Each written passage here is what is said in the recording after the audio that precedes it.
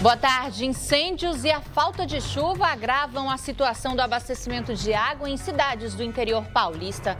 Em Bauru, a lagoa de captação do Rio Batalha registra pouco mais de 1,5 metro, bem abaixo do mínimo ideal, que é de pouco mais de 3 metros. E volta a subir as cidades com focos de incêndio no interior paulista. A Defesa Civil faz novo alerta. E a gente fala também que a Polícia Federal realiza operação para combater lavagem bilionária de dinheiro ligada à extração ilegal de ouro. E tem mais na edição de hoje que já está no ar.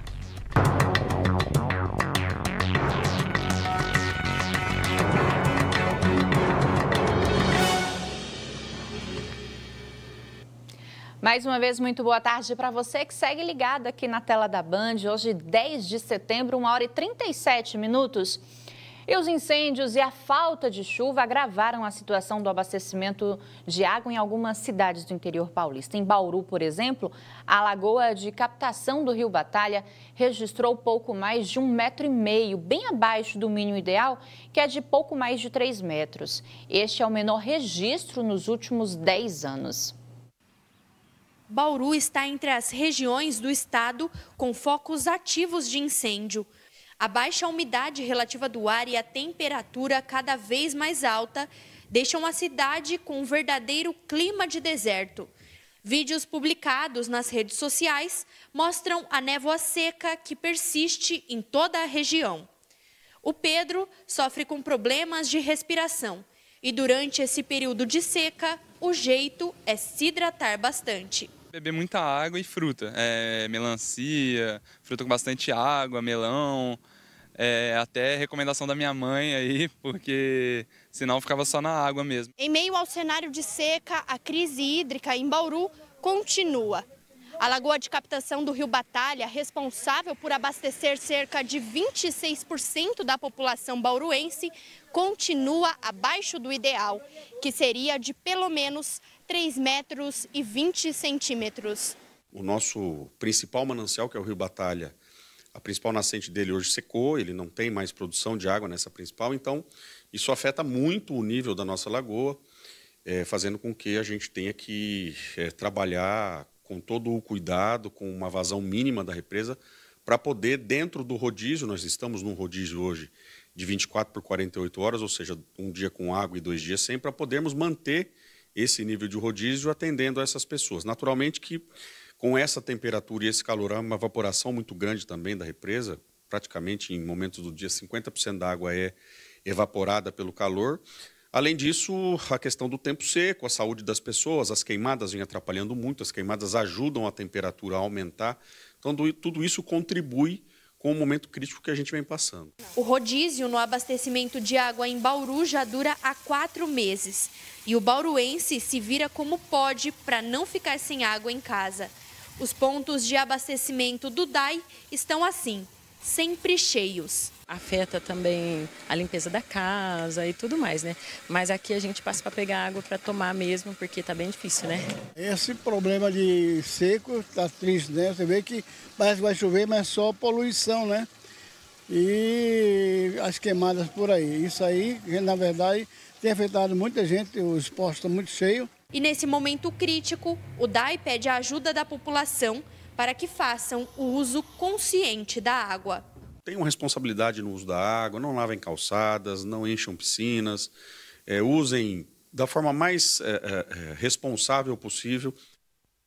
E não é só Bauru que enfrenta essa situação, viu? A estiagem prolongada que atinge o estado de São Paulo também tem afetado o abastecimento de água em Birigui, na região de Araçatuba. Pelo menos 60% da população que é abastecida pelo Ribeirão Baixote está com pouca ou nenhuma água nas torneiras. A situação se agravou desde sexta-feira.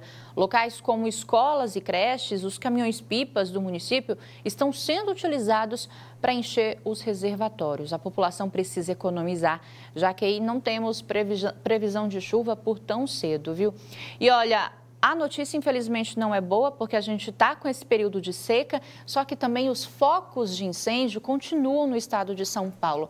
Equipes da Defesa Civil do estado tentam controlar aí pelo menos 14 focos de incêndio ativos no estado. E seguimos aí sem previsão de chuva. A gente vai fazer conexão com a Larissa Fontanesi, que é quem vai atualizar para a gente esses dados.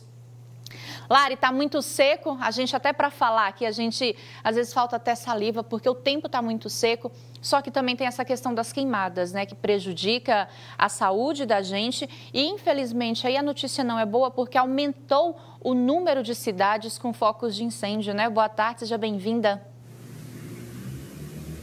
É isso mesmo, Luci. Boa tarde para você e para todos que nos acompanham aqui no Band Cidade, primeira edição.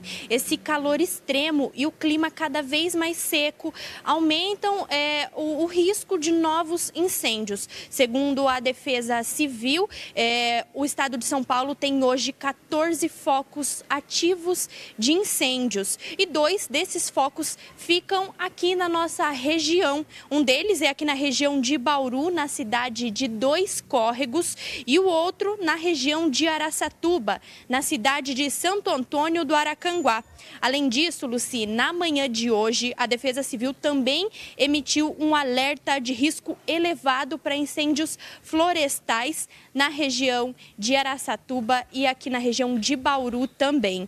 Em entrevista ao portal de notícias UOL, o governador Tarcísio de Freitas disse que os incêndios devem piorar nos próximos dias. Então, infelizmente, a notícia não é boa. E isso deve piorar justamente por esse clima extremamente seco. A expectativa, Luci, é que uma frente fria chegue no sábado, mas enquanto isso, né, até sexta-feira, pelo menos, a notícia não é boa. A notícia infelizmente, é que a seca, o calor vai continuar e isso contribui para novos incêndios. Ainda segundo o governador, já foram mobilizados caminhões-pipa e brigadistas para enfrentar essas chamas. Então, Luci, infelizmente, tudo indica que essa semana, pelo menos, né, até sexta-feira, continue sendo de muito calor, temperaturas elevadas. Então, já fica o recado para todo mundo beber muita água e, é claro, né, não causar nenhum tipo de incêndio, porque isso é crime ambiental.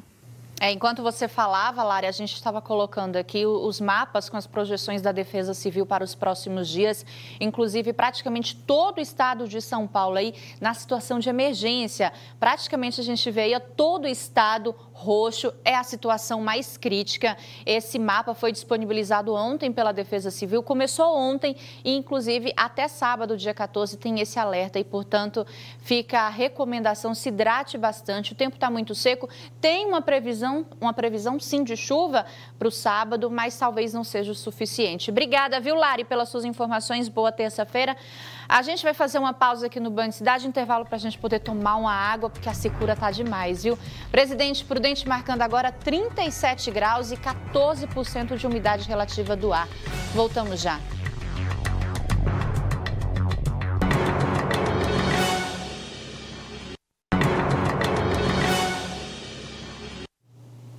Já estamos de volta e olha, para falar que a Polícia Federal deflagrou na manhã de hoje uma operação para combater lavagem bilionária de dinheiro ligada à extração ilegal de ouro.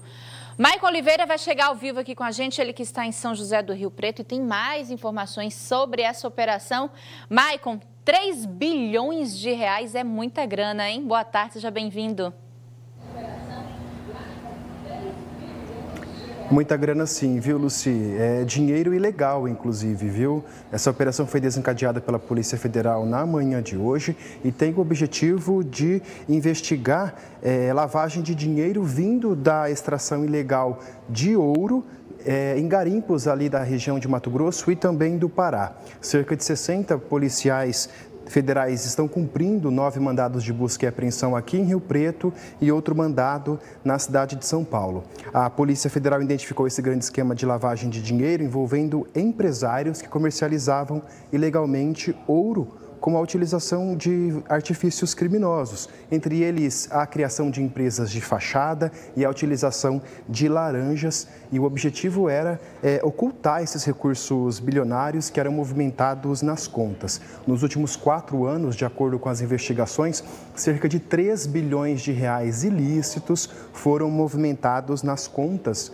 desses investigados, viu? Um deles, inclusive, é caçador profissional, tinha na casa dele alguns objetos relacionados à caça, que também estão sendo alvo dessas buscas, com apoio, inclusive, de equipes do IBAMA. Esse material foi apreendido, deve ser levado aqui para a sede da Polícia Federal de Rio Preto, e essa operação, ela segue ainda, Luci, ela está em andamento, e qualquer novidade a gente traz aqui em nossa programação, viu?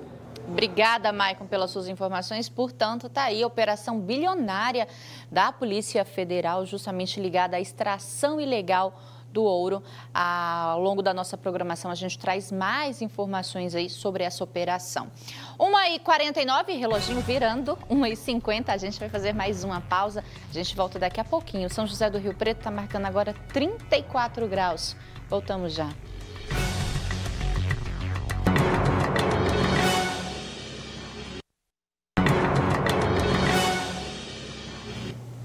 De volta, e agora a gente vai conhecer a história de 2 aposentados que encontraram na corrida de rua a solução para os problemas físicos e mentais. Seu Donizete começou a correr aos 60 anos. Hoje, aos 68, ele acumula pódios em competições.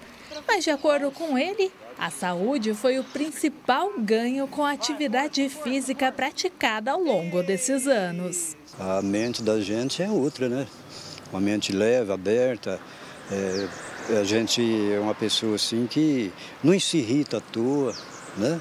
Sempre procura o lado positivo, né? Que é o mais importante, né? Quem também sente os benefícios da corrida é a dona Angelina. Com 76 anos, ela pratica atividade física todos os dias e sente falta quando não vai. Eu participo todos os dias. Talvez eu não vou de sábado, domingo eu paro. Talvez eu não vou, mas o resto da semana eu vou todos os dias. Se eu não vou de manhã, eu vou à tarde. A corrida atua direta e indiretamente na prevenção e controle de fatores de risco para doenças crônicas, como hipertensão, obesidade e doenças cardiovasculares. Além dos benefícios para o corpo, a prática de uma atividade física como a corrida traz outros ganhos para a qualidade de vida dos idosos, como a autonomia, a socialização e a saúde mental. E quando eu provoco atividade física no idoso, ele tem uma sensação de saciedade, de abaixar a excitação daquele meio dele que provoca todas as doenças psicossomáticas em si, depressão, ansiedade e tudo mais. Um outro lado que é muito positivo, que a gente tem visto na prática de corrida, principalmente para idoso, é o ato de se sentir capaz. Contudo, para quem deseja começar a correr após os 60 anos, é necessário um acompanhamento profissional. Primeiro, ele tem que ver as condições de saúde dele, né? Então, se está tudo legal, principalmente as questões cardíacas, né? As questões principalmente de equilíbrio, para ele não estar praticando sozinho.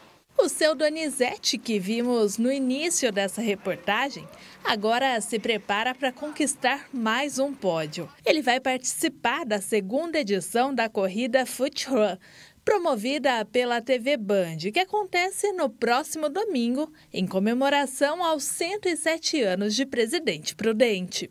Só esperando o domingo para estar lá, se Deus quiser, né? Participando junto com o povão, né? Que é a amizade, né? Só da gente estar ali no meio é uma grande satisfação para a gente, uma grande coisa. Que exemplo, hein, seu Donizete? A gente se encontra lá, portanto, viu? Band Cidade, primeira edição, fica por aqui. Samara Calil está chegando agora com o Band Mulher. Beijo grande, até amanhã, se Deus quiser. Tchau.